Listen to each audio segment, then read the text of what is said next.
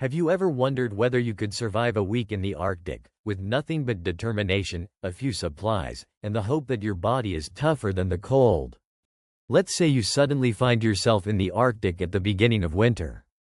Endless stretches of snow surround you in every direction, the wind cuts through the air like invisible blades, and temperatures can easily fall far below freezing. At first, the landscape looks beautiful and peaceful, almost like another planet. Then your body begins to realize just how hostile this environment truly is. The very first challenge is staying warm. Humans are tropical creatures compared to many Arctic animals. Your body works best when its internal temperature stays close to 98 degrees Fahrenheit. The moment that temperature begins to drop, your survival clock starts ticking. Within minutes, your body responds by narrowing blood vessels near the skin. This process helps preserve heat around your vital organs. Your fingers, toes, ears, and nose receive less warm blood, making them feel cold almost immediately. You begin shivering as tiny muscle contractions generate additional heat. Although shivering helps, it also burns enormous amounts of energy. Now imagine spending your first night outside without a proper shelter. Even if the air temperature is not at its coldest, the wind makes everything worse. Scientists call this wind chill. Your first priority would be building shelter. Surprisingly, many survival experts focus on shelter before food. Humans can survive weeks without eating, but severe exposure can become deadly within hours. A simple snow shelter might not sound comforting, yet snow is actually a surprisingly effective insulator. Air trapped between snow crystals slows heat loss and creates a small pocket of protection from the wind.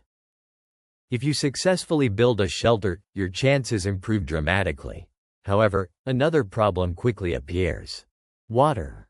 This sounds strange because the Arctic is covered in snow and ice. Yet eating snow directly can lower your body temperature even further. Your body must spend precious energy melting the snow after it enters your mouth.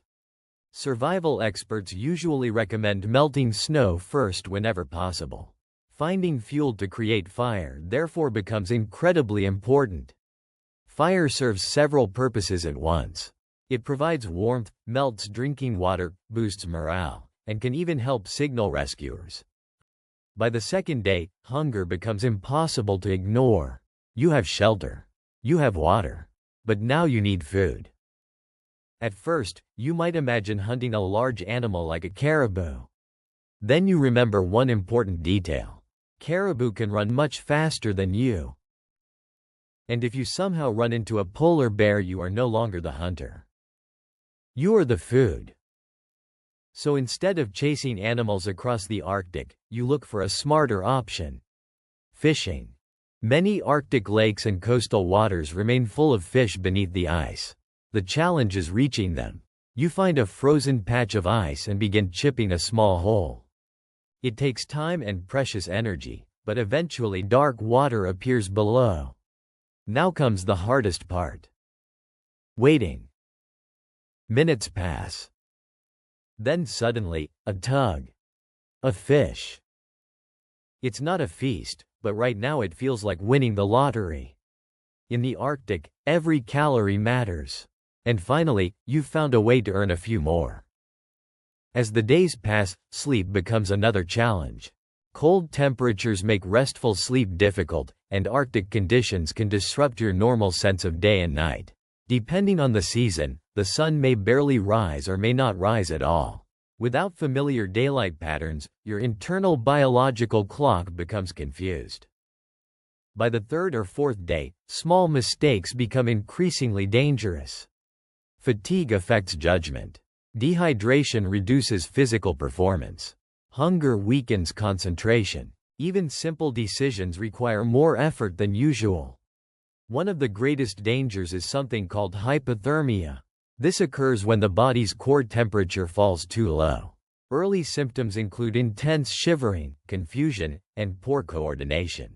As hypothermia progresses, people may stop shivering altogether, which sounds like an improvement but is actually a terrible sign. The body's heating systems are beginning to fail. What makes hypothermia especially dangerous is that it affects thinking. People often become confused and underestimate the seriousness of their condition.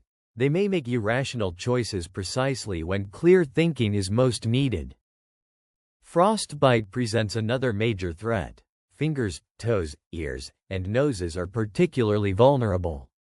Ice crystals can form within tissues, damaging cells and reducing blood flow. Severe frostbite may result in permanent injury. By day 5, survival becomes as much a mental challenge as a physical one. Humans are social creatures, and isolation affects us deeply.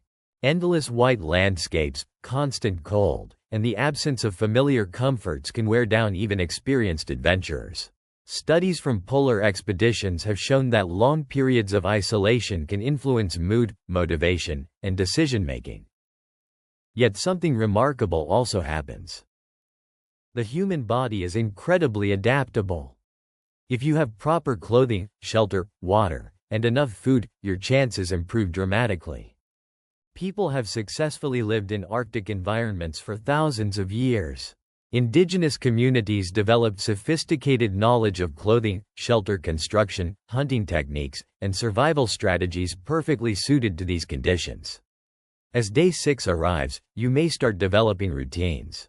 Collecting snow for water, maintaining shelter, conserving energy, and protecting exposed skin become daily priorities. These routines reduce mistakes and create a sense of control in an environment that otherwise feels overwhelming.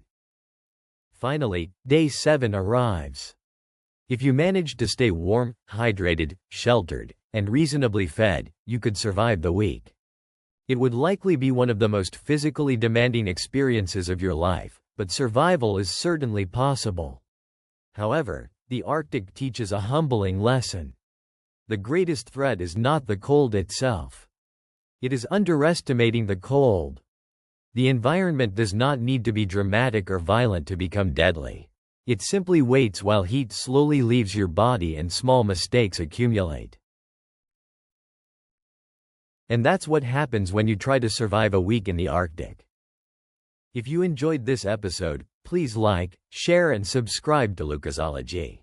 It helps us create more videos exploring the science behind life's most fascinating questions. Thank you for watching, and until next time, stay curious.